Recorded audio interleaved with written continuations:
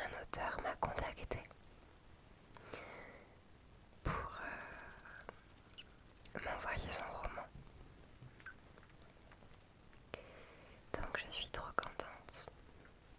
Merci beaucoup à lui. Et je vais te lire les 2 premiers chapitres de ce roman. Ce sera donc une lecture chuchotée. Et je n'ai pas encore lu ce roman, à part le synopsis. Donc on va le découvrir ensemble. Je me suis juste un peu renseignée et l'histoire a l'air vraiment sympa. Donc c'est parti, on va ouvrir le colis. Si tu regardes cette vidéo Icarus, merci beaucoup.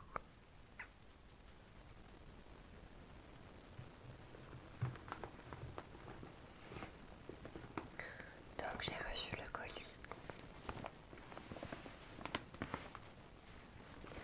dans cette jolie pochette.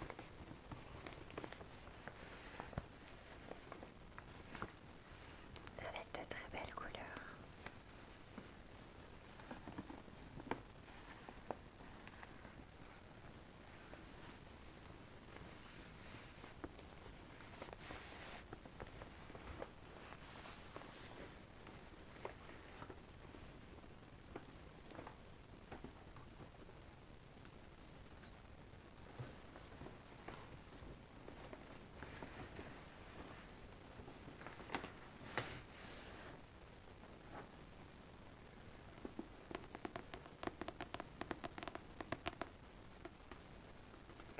Et donc, voici le roman en question.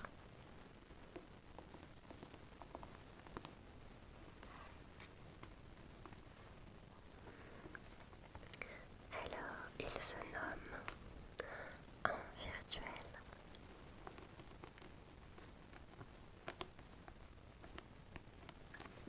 Écrit par Icarus Maclone.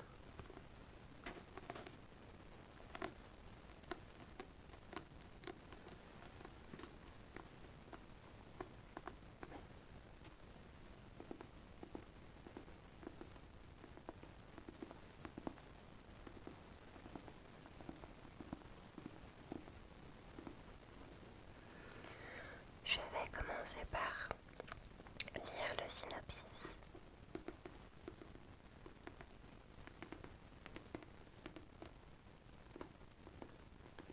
Après avoir fait un peu de tapping.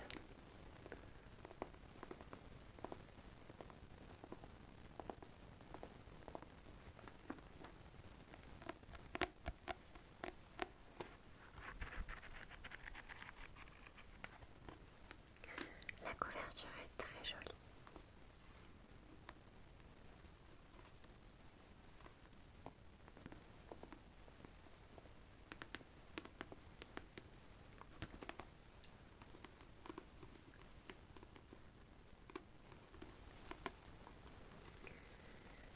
Alors, un roman à la croisée de Matrix, Ready Player One et Avatar, mêlant réalité virtuelle, action, univers immersif et philosophie.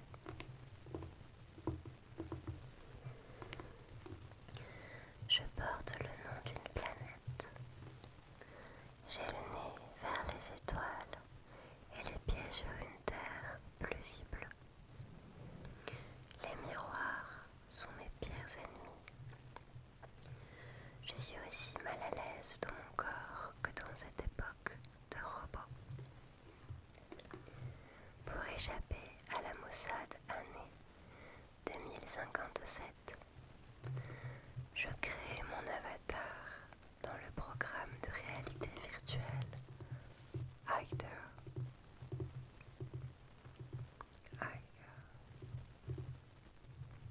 Je sais pas comment on prononce le mot.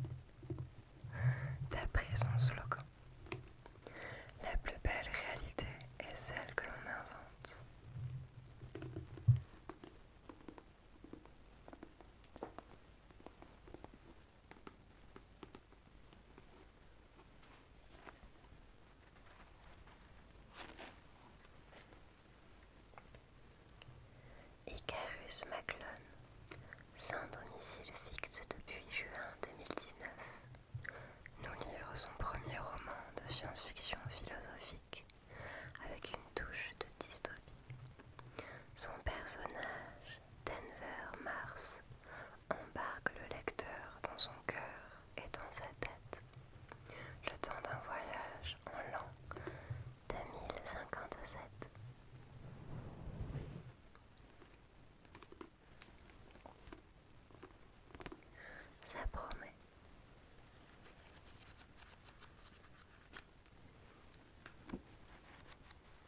Donc, ça se passe dans le futur.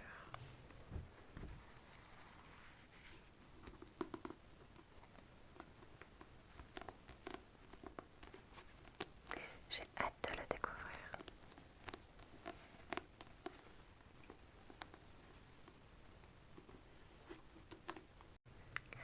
Je vais donc te lire les 2 premiers chapitres. Installe-toi confortablement. N'hésite pas à te mettre dans un fauteuil confortable, dans ton lit, sous la couette, prêt à t'endormir, en écoutant le son de ma voix.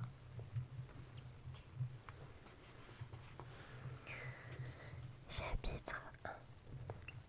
Derrière mon ombre se cache une martienne.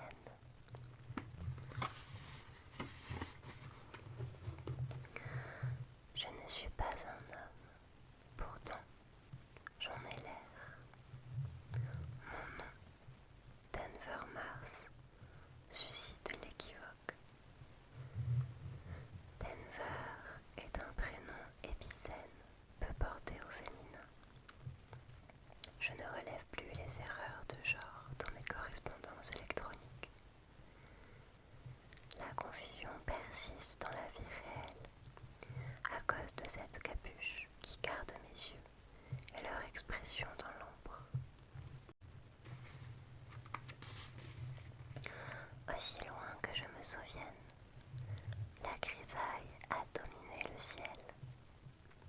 À l'époque du paradoxe climatique, la moitié de la Terre est glaciale. L'autre grille dans des zones arides et mon quartier pauvre de Toronto se trouve du côté froid.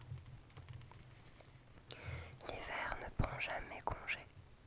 Il passe de la neige à la pluie.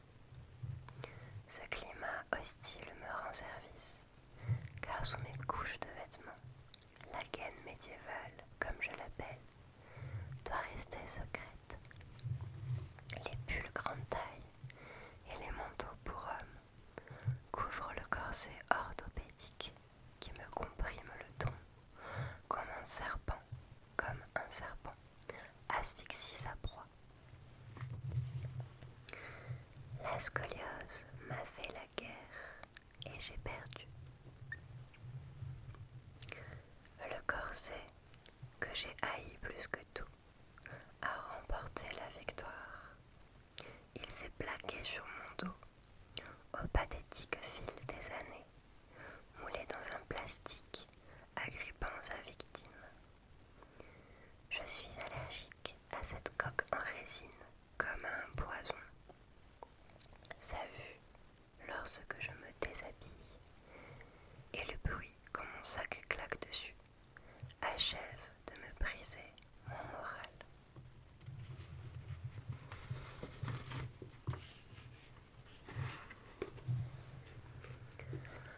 Pendant l'adolescence, la détorsion de mon rachis par l'armature a freiné une course vers la catastrophe.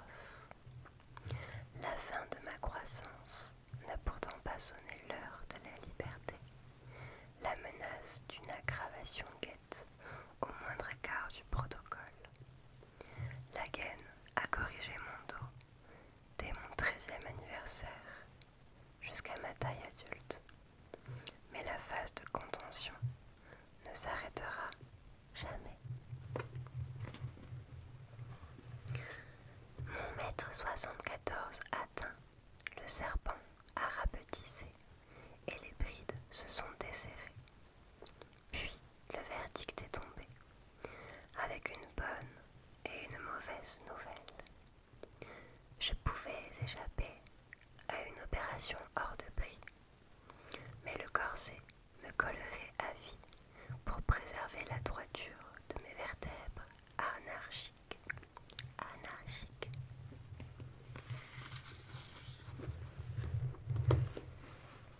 Je suis une maigre tige,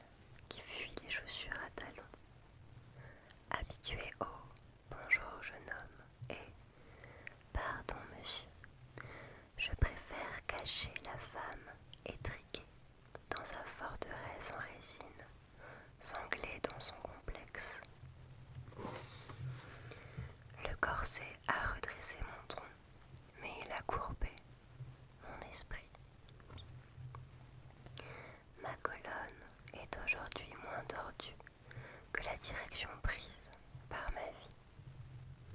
Une vie qui ne serait pas intéressante à écrire, encore moins à lire, celle d'un squelette aussi peu solide que capable de croiser son reflet dans un miroir. Malade de vivre, j'erre comme un fantôme, je m'efface, je m'appelle Denver Mars. C'était donc le chapitre 1. Et ça envoie du lourd déjà, je trouve.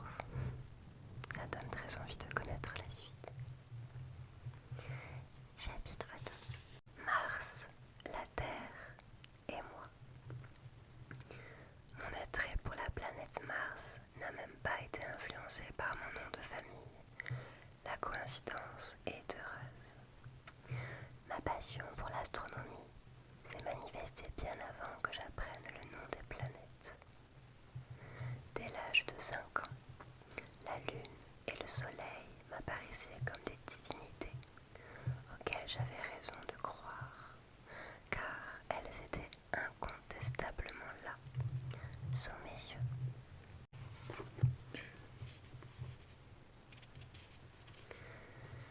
À l'école, j'ai vite remarqué qu'on nous parlait peu de tout ce qui se passait dans le ciel et beaucoup de tout ce qui s'était passé sur Terre. Je fuyais les cours d'histoire avec leur déprimante frise chronologique sur les guerres après les guerres après les guerres. Mon refuge a été la découverte du système solaire pour en éplucher tous les détails fous. Je me suis mise à adopter Jupiter la géante qui nous protège d'astéroïdes capturés, Vénus, la planète sœur, Saturne et sa multitude de lunes.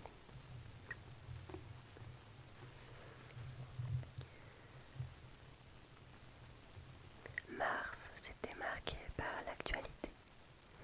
Les premières colonies sur la planète rouge ont été établies lors de multiples missions qui ont bercé mon enfance. Aujourd'hui, une centaine de terriens sont désormais martiens et leurs descendants, nés sur la planète, n'ont jamais connu d'autre sol. Le côté accessible de Mars ne lui a pas ôté son caractère mystique. Elle demeure cette timide lumière orangée dans le ciel nocturne. Ce monde autrefois lointain, devenu la promesse concrétisée de coloniser une autre sphère.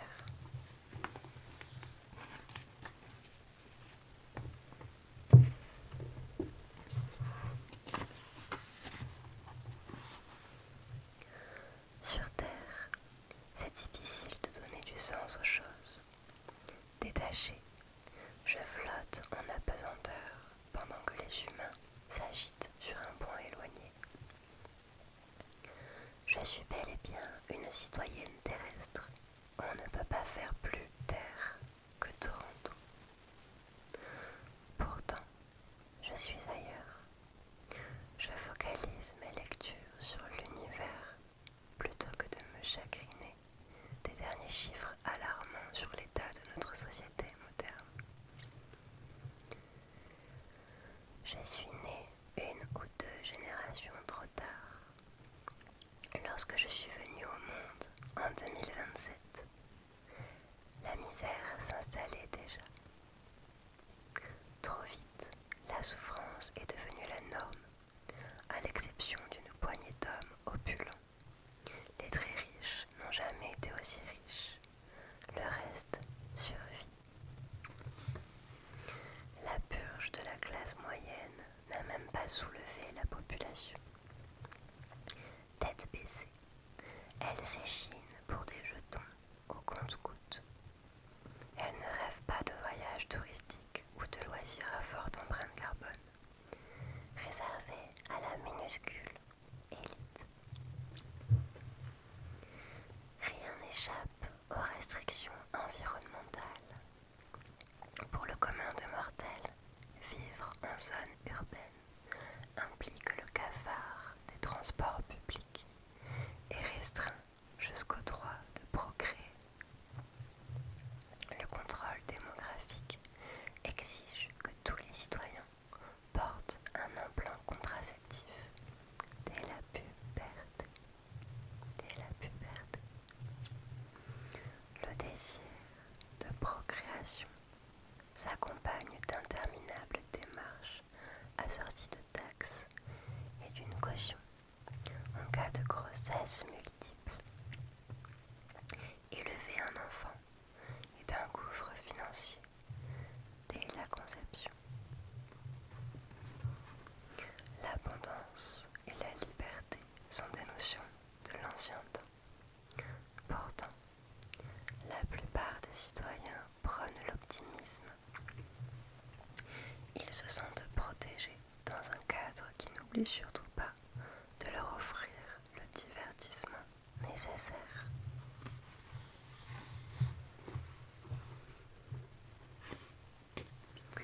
La technologie compense la dureté de la vie quotidienne. Les écrans procurent un plaisir facilement consommé aux hamsters qui se détendent après les journées dans leur roue. Et le monde tourne avec docilité.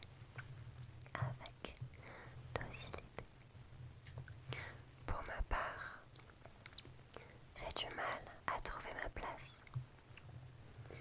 D'abord, je n'arrive pas à affronter ma propre ombre, celle d'une femme au tronc plastifié. Puis, ma routine me tue à petit feu. Du lundi au vendredi, je répète un travail lassant, sans en tirer la moindre gratification. Je suis ouvrière dans une giga-usine, dont la production colossale fait de notre enseigne FlyScorp la référence en drone aérien. Notre slogan, le progrès a des ailes, a survécu aux années avec autant de gloire que nos véhicules traversent les airs.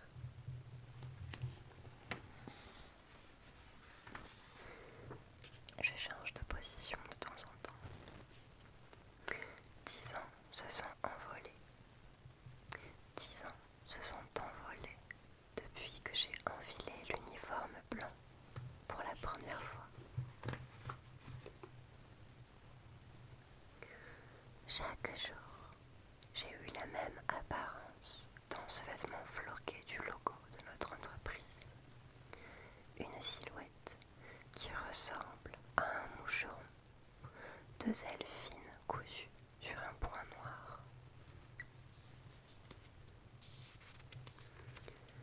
Il y a de quoi se perdre sur notre immense site qui réunit l'assemblage des batteries et des drones. Pourtant, mes horizons sont minuscules. J'évolue dans le même carré, sans jamais m'aventurer ailleurs que là où l'on m'a installé. Je monte l'hélice des drones sur l'arbre de leur moteur, de la découpe laser à l'impression 3D, en passant par l'installation des composants. Tout est robotisé. L'hélice fait d'exception.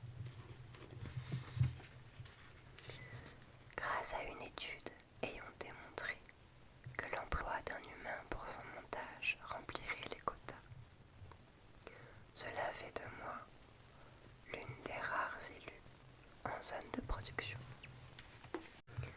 Dans le dédale des allées, des machines caristes assurent la manutention et des appareils autonomes tirent les trains de chariots pour approvisionner les ateliers. En tant qu'usine fabriquant des drones, nous sommes bien sûr à la pointe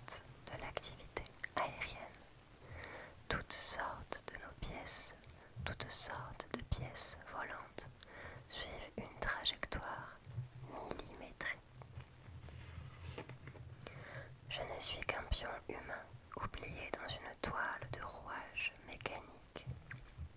Une ouvrière en blanc qui, faute de réaliser ses rêves, caresse le carbone verni d'hélice pendant que les saisons passent et que les robots s'activent. Je dors depuis la fin du lycée, quand j'ai dû refouler ma soif d'apprendre. La précarité condamne les jeunes dépourvus de moyens. Renoncer à l'université est un choix préférable à la dette étudiante. J'ai la contrainte supplémentaire de devoir travailler debout à cause d'un corset gênant en position assise, sans oublier mon introversion qui m'oblige à rester à l'écart du contact direct avec les gens. Échanger mes gros manteaux pour une combinaison est un moyen de passer d'une cape à une autre. Quant aux lunettes de réalité augmentée, elles cachent les cernes qui ne veulent plus partir. Je n'ai pas d'horrible patron sur le dos, mais je dois affronter les heures qui passent dans ce qui semble être une fuite inutile du temps.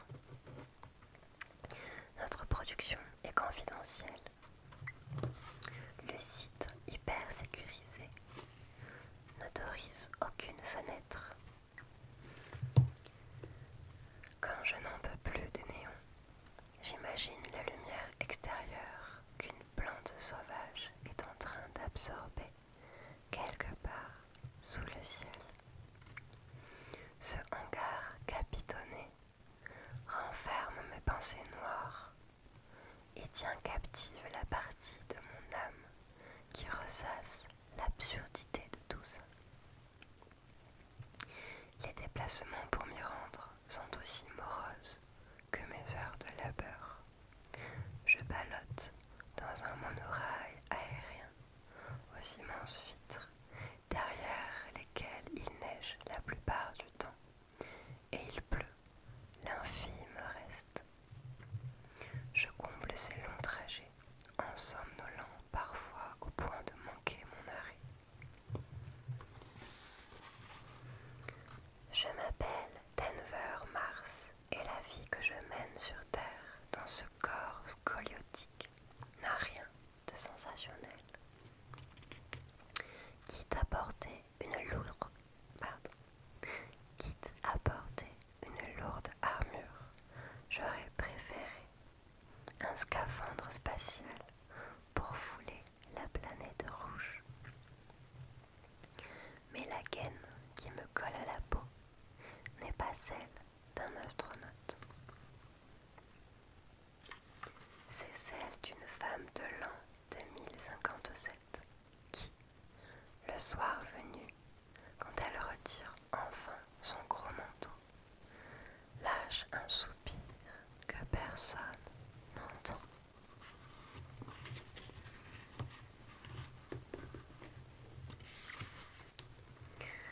C'est la fin du chapitre 2. Waouh!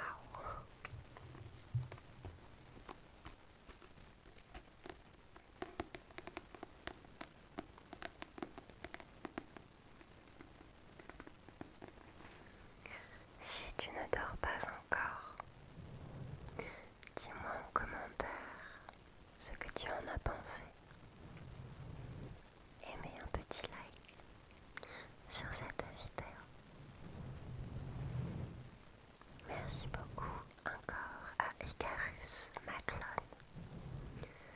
de me permettre de découvrir ce merveilleux roman. Il a l'air très intéressant. Il dénonce déjà beaucoup de choses. Rien que dans les 2 premiers chapitres sur notre société actuelle. Il a l'air très lourd de sens et j'ai hâte de découvrir ce qu'il va se passer. La manière dont Denver Mars va sortir de cette réalité morose